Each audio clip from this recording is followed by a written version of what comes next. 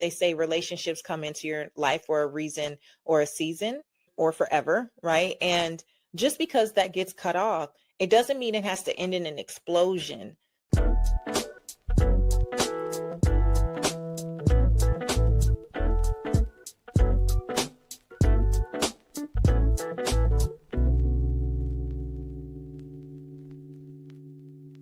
You're listening to the Redefining Wealth podcast, and we are back for another season.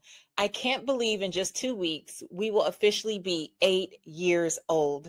If you are brand new, then welcome. You are absolutely in for a treat. This season is going to be very special, but we have a back catalog of over 400 episodes that I know will bless you. And if you're an OG purpose chaser, then absolutely welcome back. So much has happened since we last spoke in May of this year. I am officially the mother of a young adult. My daughter Reagan is now a high school graduate and 18 years old and headed off to college on a flag football athletic scholarship. And that's really exciting. What else has happened since last time we spoke? We had our Scaling Joy retreat, which we did in collaboration with two girlfriends, Brooke Hemingway and Amberly Lago in Kauai. It was absolutely magical and breathtaking and life-changing. And it was such an amazing experience to be with purpose chasers and spend that type of time. And I can't wait until we have our retreats in 2026. And as you can imagine, there's been a lot of therapy.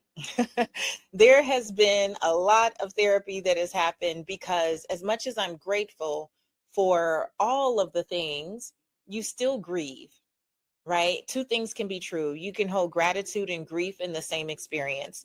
And I've been so grateful for so many things, but my therapy session just this week changed everything. And I think it was right on time for the conversation that I wanted to have with you for this season of Redefining Wealth. And what I got out of therapy was that I told my therapist that I'm in a season of kind of black and white with friendships as a grown woman. Either we are so close or in ride or die, or you are just someone way over there. And in her true fashion, she said, well, what if it's not all or nothing? What if it's circles that you need to really differentiate for yourself so you know how to treat you? Now, the idea that she gave me about circles is really something that's taught to teenagers. But when I tell you it hit me, because I feel like I never learned this as a teenager, and this is the truth that more grown women need. This is the truth that I see with a lot of my clients. And one thing that we teach from here is the 6 pillars of wealth. It is the foundation of redefining wealth. And the people pillar is about creating relationships that matter. But what happens when that gets distorted? What happens when you put so much time, energy, and effort into relationships that don't actually matter as much as you think they do? What happens when you think you're building a genuine relationship with someone and then find out that it was really just transactional for them all along? This is something that I think more grown women need to give voice to, more adults need to give voice to. And I'm taking this framework that my therapist gave me, that's really something that's taught to teenagers, the idea of the circles. I think it's important because we live in a time where, because of social media, people just call folks friend, or we call folks sis or sister. And that language sounds like intimacy and it feels like you're really close, but the proof of that closeness isn't really there if we're radically honest. So this is going to make a lot of sense for women with purpose, platforms, and priorities, right? We're going to place people where they actually belong with love, but without apology. Now, this entire conversation was prompted because I lost one of my dearest girlfriends, Rachel Naomi Luna, on August 4th due to complications with cancer. And Rachel and I have been friends for over a decade. We met at a conference similar to Redefining Wealth live, and we met at the VIP luncheon, sat near one another. And for the next 11 years, we would become genuine friends in real life, the type of friend that I can say, hey, this is what I'm experiencing. And if you know Rachel, she's like, here's a journaling prompt to help you work through it. When I told her that I wanted to launch Redefining Wealth Live, she's like, friend, I'm there. Put me to work. Every book that I've written since that time, everything that I've done, if she wasn't publicly supporting, she was always privately praying with me, for me, around me, covering me in every way. And the same for her with Confidence Activated and everything that she's done. And so this season is dedicated to Permission to Offend, which is her best-selling book. If you are watching, I'm holding it up now. And in honor of my dear friend Rachel Luna, who lived with courageous clarity. She loved so purely and so cleanly. And she really wanted more people to live unfiltered and unafraid to just say the things. And when you think about redefining wealth and permission to offend, it goes together so perfectly, because in order to redefine wealth for yourself and step away from external definitions about what you should want, what you should do, how you should show up in the world, you have to know that it's going to offend some people. But here's the thing, it's also going to redefine your friendships. Rachel's greatest legacy was her faith, her frameworks, and her friendship. It was the thing that I heard everyone say, from her wake to her celebration of life service, which we held on the beach in her honor. Every person who spoke talked about Rachel's friendship and how she showed up. And if you're in the Redefining Wealth app, we will be reading Permission to Offend together in her honor because of her brilliance. Listen, that brilliance needs to keep breathing. It needs to keep creating breakthroughs in the world. And all of the interviews that I am committing to doing this season on Redefining Wealth will be connected back to some of her framework and some of the points from Permission to Offend. So get ready, because it's a Redefining Wealth and Permission to Offend season. And I know it's going to be beautiful. And here's why.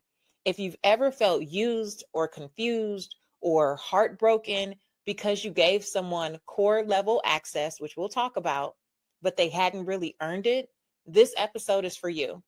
If you are grieving a friendship, maybe because they passed as well, or because the relationship needed to be untied, then this episode is for you. We are going to redefine friendship in this season of our lives, but most importantly, we're going to give ourselves permission to do it unapologetically, unafraid, and unfiltered. So let's get into the affirmation of the week, which for this season, we are calling permission slips to honor Rachel and permission to offend. This week's affirmation is, I give myself permission to redefine friendship for myself. I give myself permission to place people where they belong without guilt. I honor the sacredness of my core by protecting it with clarity and care. I release any story that every ending must be an explosion. The truth is, some are simply untyings. I detach with love, knowing that my governing decisions are not rejection, but radical honesty. I trust myself to define friendship in ways that nourish my peace and align with my purpose. Declare with me today, I give myself permission to redefine friendship for myself. Okay, so let's get into renaming these circles. This is how I will place people in my life from this point forward until I gather new information. The circles that I learned of from my therapist are called the circles of friendship. And again, it's used for teens, but I don't know how many of us actually had an opportunity to learn these types of things. I think we just kind of befriended whoever was in our class, whoever went to our church youth group, who lived near us, but we really got comfortable with just allowing people to call us friends. And like I said, in this society, in this day and age, people will just refer to you as sis or friend because of social media, and you'll go along with it without really knowing the weight and the impact of what that means. And so I've renamed the traditional inner, middle, outer rings so they fit how I live and how I want to lead my life. And I also added a fourth that I want to share with you, because I think at this big age and stage, it is so important to have this fourth one. So let's get into it. The core, the crew, the crowd, and the cutoff. Now, in the circle of friendships for teens, it refers to an inner circle. And that inner circle is basically the people who are very close to you, the people who understand you, and people who you trust to always be there for you when you need them. I'm reading this directly from what she gave me, and I will link in the show notes. But I've renamed that to the core. And for me, in this season of my life, what I recognize now is that there's only so many people that I can hold space for in the way that I desire to, like very deeply, right? Sometimes we get into the guilt of just feeling like, well, I'm not available or I'm not there for enough people. And this is what causes us to stretch ourselves so thin. This is what causes us to over deliver, overwhelm, over promise things when we're not even like solidly walking in our own vision, in our own purpose, and we're putting off what we desire to do because we're trying to be there for everybody else, when the reality is there's only a handful of people that deserve that level of attention and that deserve that level of commitment. And I genuinely believe that that's like 5 or 6 people max. And I'm not talking about your friend, your family. I'm literally talking about friends. And I was talking about this in the Redefining Wealth app, and someone said, I call these my soul sisters, like those type of people where they're like soulmates. I remember when my daughter Reagan was really young, and she said, she's probably like 7, 8 years old. She goes, does my dad know that you're my soulmate? And I was like, no, I didn't know I was your soulmate. That was the very first time, God's honest truth, that I even thought about the soulmate concept outside of romantic partnership. And so now I recognize that there's some people that come alongside you and do life with you. It feels soul aligned. It feels so values aligned, right? And they usually have, a proven history or track record of showing up. They show up for you in crisis without a price tag, without circling back to remind you, right, of what they did for you. They will protect your name when you're not in the room. They will tell you the truth gently, but directly. This is what I get from my closest girlfriends. And those are the ones that I know I can say the things to without fear that they will be offended. These are people who are not committed to offense. They're not committed to misunderstanding you. They actually want to understand you so deeply. It produces wonderful conversations that really heighten the intimacy of the friendship. So their access, very high. They get your first call. They get the messy prayers. They don't get the polished prayers that you try to take to the altar for the church group. They get the messy prayers, the real deal stuff. And the agreement that you have with one another, whether it's a silent agreement or a solid agreement, which I want us to make more solid agreements. I'll be teaching on this at Redefining Wealth Live. A lot of us live from silent agreements, assumptions based on past actions of what we are and how we operate and what our code of conduct is. But really, we want more solid agreements, right? So when we think about those solid agreements, we know that there is mutual investment, that there is mutual care, there is mutual confidentiality. You don't even have to say, like, don't tell anybody. They know that they are taking it to the grave. Those are the people who get high access to you. So the core is where your soul gets to rest. The core is where there is no pretending. Lisa Nichols used to say, I have nothing to hide, nothing to defend, no reason to pretend, nothing to protect. That core group of people, that's what they represent for you, right? They are high access. Now, we will encounter people who are really good friends. We can laugh, we can share stories, we can do brunch, we can build in certain seasons. I am learning to call these people the crew. In the circle of friendships, they're referred to as the middle circle. And it contains those people that you do share stories and interests and experiences and joys and maybe some frustration, but you don't go very deeply, right? You can laugh, you can have fun, and you may hold space for them, but you're not going to tell them all your business. And you don't really expect to hear all of their business, right? We love the crew, but we don't process our deepest wounds with the crew.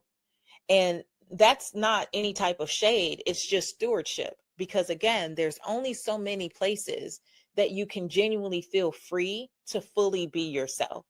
So the access is like medium level. Yeah, I have people in my crew where, listen, if they call me or they text me, it's like, hey, what's going on? Of course, I would love to support you. So true, right? If they say, hey, do you want to come to my birthday party or my birthday trip or this or that? Absolutely, because I get along with you. I enjoy you, all of the things. The movement, right? And the agreement is that it's fluid. So if I say no to showing up for something, they're not automatically ticked off. If they say no to me, I don't take it, you know, harshly. I don't make up stories about it. And I believe that in that crew section, for me, that's very large. I've been so blessed to be connected with so many amazing people. And that's from clients to peers to mentors. The crew is large. Like, I love the fact that I have so many incredible people in my people pillar. But people can move closer or further, right, in that crew section based on consistency and character, especially their character under pressure and their capacity. And it could be their capacity or my capacity, right? So if they say that they're going through a lot, no hard feelings. What I love to say to people in the crew is feel invited, not obligated. I'm not attached to your yes or your no. I won't feel badly. I just, if I feel led to extend something to someone in the crew, I do it. And then I give people the dignity of their own process. Right. And so the crew really matters. The crew shapes a lot of introductions that will be made on your behalf. The crew shapes a lot of referrals. The crew shapes a lot of experiences that you will get to have. But just because they're in the crew, they don't get to carry the depths of your soul. So we can't mistake the crew for the core. The crew is the crew, the core is the core. And that is okay because you can only extend yourself so far. And my crew probably is dozens and dozens of people. But again, that core is like 5. Now, Circles of Friendship also talks about the outer circle. And this is where we really have to be careful because many of us have allowed people who technically should have stayed in the outer circle in so closely that we gave them crew and core privileges. And this is the thing that I believe has vexed my spirit most since Rachel's third diagnosis and then obviously her demise. And it vexed my soul so much because I know my friend. I know the type of friend that she was. And I know that she made so many people feel like core relationships. And in the end, I watched people treat her like she was an outer relationship, an outer circle. And that is a part of how I got to the conversation with my therapist because it broke my heart. It broke my heart to see her extend herself so much. And really, because I was grieving the fact that I've watched myself do it. And you know, sometimes you have to step out of your experience and watch it play out. And it brings me no comfort or joy to know that I watched this play out with my own dear friend. It actually broke my heart. And it is one of the things that have been the most difficult about this entire experience because it really illuminated for me in my own life how many people I treated like core and I treated like crew. And the reality is they were on that outer circle and really they were just people in the crowd. They were people that I should be cordial with or could be cordial with. It's very professional. It's very community based. We may see each other at events or conferences or masterminds or online spaces, and we can always be kind and generous without pretending that we have deeper intimacy. And in the space of personal development in particular, I have to say, this idea that we use language like people are closer to us to really leverage them to get what we want feels so disrespectful and abusive. And I don't even know if we realize how often it's being done. I don't know that people intend to be manipulative with the language, but when it comes down to it, how we treat people in times of crisis and how we deal with people when they need us the most really says which one of these circles they are in for you. And if someone is in the crowd, that's fine. It's not bad. You can be cordial and you can be friendly, but at the end of the day, their access to you should be low. They don't get the I drop everything. They don't get the, oh, I'll come speak for free. They don't get to confuse you being willing to be visible with friendship and just conflate the two. And really, the access needs to be low and clear and respectful, because transactional relationships are not evil. We just need to understand that they are not core. So everyone doesn't need access. Some people just need to accept that this is an acquaintance. And we need to treat people as acquaintances. Think about what I'm saying here. Have you ever had an experience where you thought that you were in a tighter relationship with someone only to find out it was transactional? I've definitely had experiences where people have said to me, oh, hey, friend, let me know if you need help with anything. And literally, I asked them a question and they turned around and sent me a $30,000 invoice. Clear indicator that this is a transactional situation. You are not really a core friend, and we should not be using the sister language as if we are. We shouldn't be using these conflated ideas of friendship publicly so that it looks good to other people, but privately, that is not what the experience is. It's out of order and it's inappropriate. So the core is the inner circle, the crew is the middle circle, the crowd is the outer circle. Now, what my therapist shared with me did not have anything for what I'm calling the outskirts. I talked about this in the app, and Dion, who was a shared client of both Rachel and I, said she looks at this like the rings around Saturn. And the inner ring, right, is the closest to you. And then as it goes out, you have the middle and then the outer rings. And that makes sense. And then I said, well, what about the outskirts? And she said, those are people who are just floating in space. You are headed towards Pluto as far as we're concerned, right? You are nowhere near the inner circle. I think we need to be clear if we want to redefine wealth for ourselves, that the reality is too many of us entertain relationships past the expiration date, and we romanticize who people are in our lives. And there's an episode that I did earlier in 2025, and it was about 3 spirits that I would no longer tolerate in this season of my life, and I think ever again. And there are people who carry the spirit of delusion, confusion, and manipulation. We will link to that episode so you can get you some of that. Those people for me belong in the cutoff. You're not even in the crowd. And some people may say, oh my gosh, that's so harsh. That's because when we are not living in radical honesty, we want to romanticize and give people the benefit of the doubt and give them opportunities to be repeat offenders. And the reality is, we are never above people's bad behavior. If we've already seen it play out, if we've already experienced some things, that doesn't make you a good Christian to allow people to keep doing what they want, walking all over you, disrespecting you, and not honoring the governing decisions, which some of you may call boundaries, that you have put in your life. Once you define those governing decisions for how you want to be treated in relationship, but also who you want to get to be in relationship, and there's a lot of value mismatch, and there's a lot of patterns of that delusion and confusion and manipulation, when that spirit shows up, that is not outer circle status. That is not inner circle status. That should be no status, no access.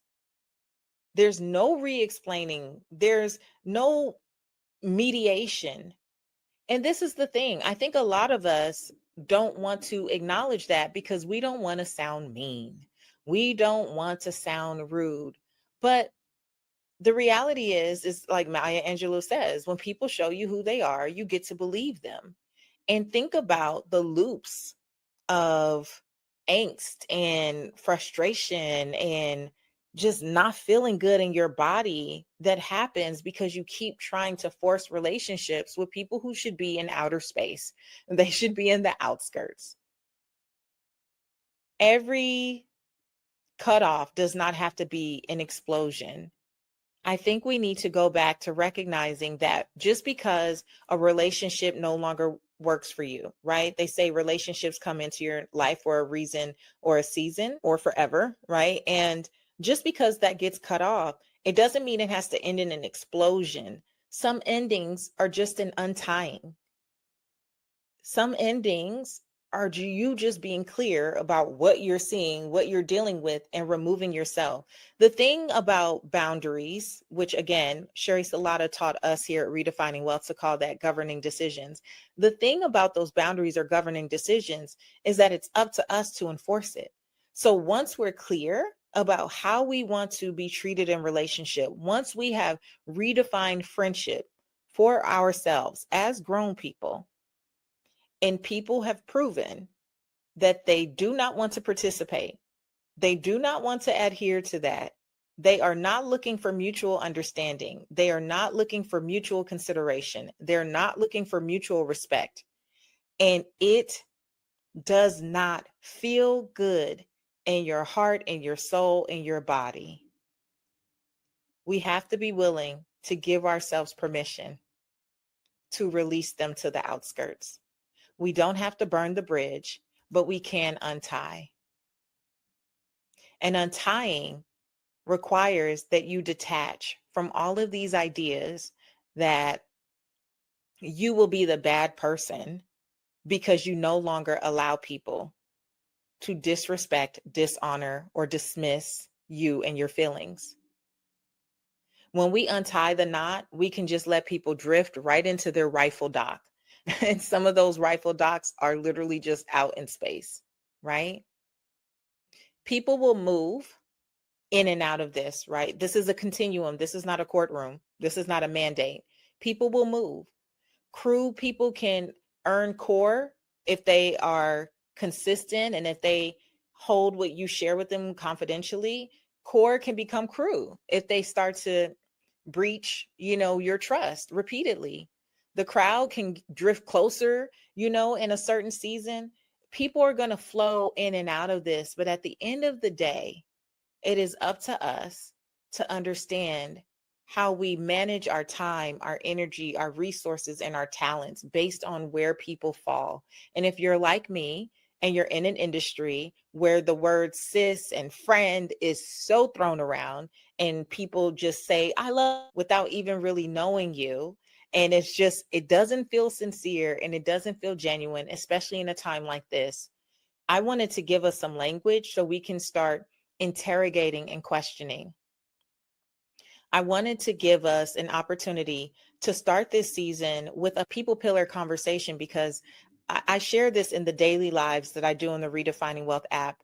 At the beginning of June, I said something that was dropped in my spirit is that this season will be about the people pillar. The theme for Redefining Wealth Live is Outlast.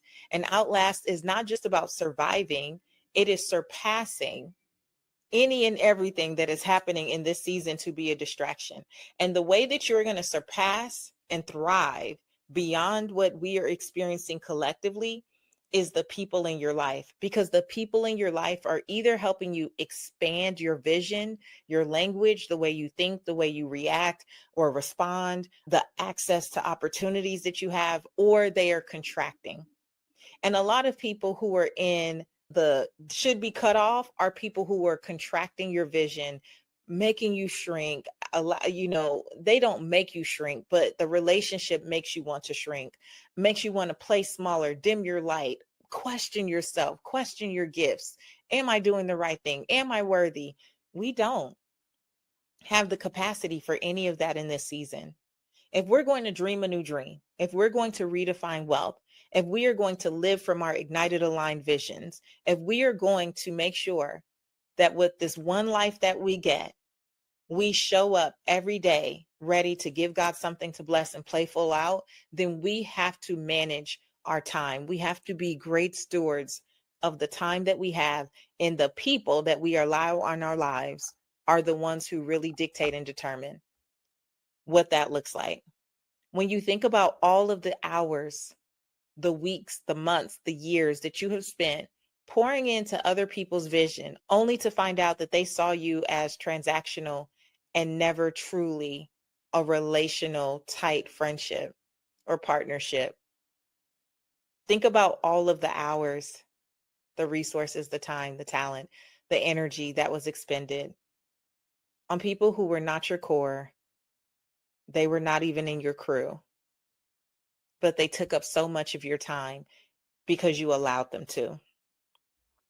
This season is all about permission to offend, and some people will be offended by your clarity around what you require in this season. But every step of the way, I will be sharing the language, I will be sharing the framework and amazing conversations from Permission to Offend by my brilliant friend, Rachel Luna, who I affectionately call Angel Luna. And every person that I have invited to the podcast for this season will amplify this framework and these conversations because they are people who have used their lives and their platforms to be offensive in honor of them being able to redefine wealth and live unfiltered, unafraid, and unapologetically. And that is what I desire for each and every purpose chaser here. So in the Redefining Wealth app, if you come on in, I'm going to give some scripts. I love a good script. I love knowing how to actually leverage the language associated with the frameworks that we use at Redefining Wealth Live. We'll be going through some scripts. But for this episode, I will drop some scripts inside of the Redefining Wealth app main feed. It'll be with this episode, so check it out. And it'll teach you how to respond to requests based on what circle people are in. If it is a request from a core person, of course, someone from a crew, someone from crowd, and then someone from the cutoff. I want you to have the language to support you in navigating this practically.